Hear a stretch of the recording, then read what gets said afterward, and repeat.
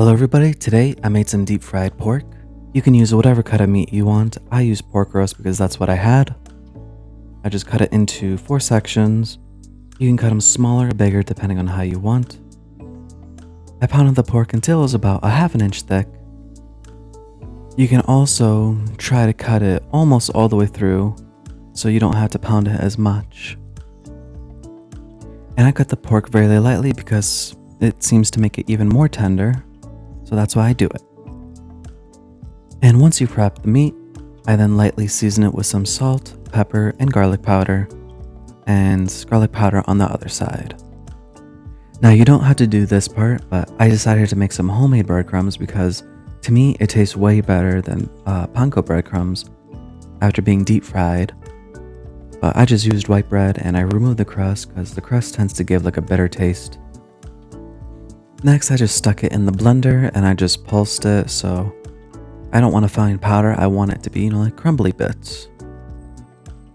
Next, you get your breading station ready with the breadcrumbs. I used cornstarch, you can use potato starch or all-purpose flour. Cornstarch just makes it a little bit crunchier for me. And some eggs.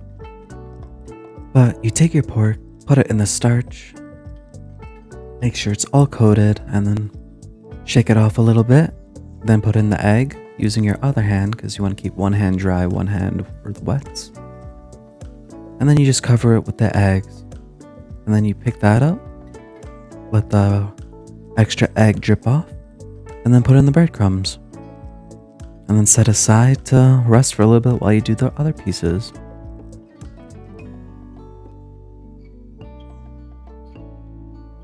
Next, grab your pan and pour some oil in it until it's about like a half inch in there and warm it up to about 325 degrees.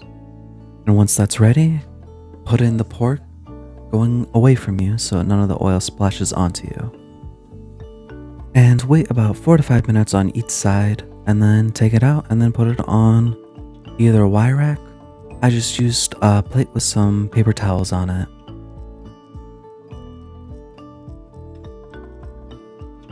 For the sauce, I never really measured it, so it's going to sound really confusing. But for the mayonnaise, however much you put, half of that would be ketchup. And then a fifth of the ketchup, it would be mustard. And then the hot sauce would be 2 sizes of the mustard.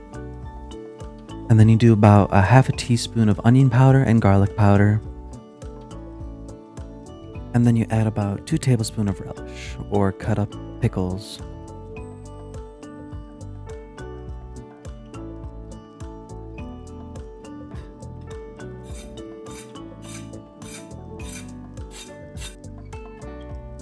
And then you're done. You could do whatever you want with it. You cut into like pieces like this and just dip it in the sauce and eat it.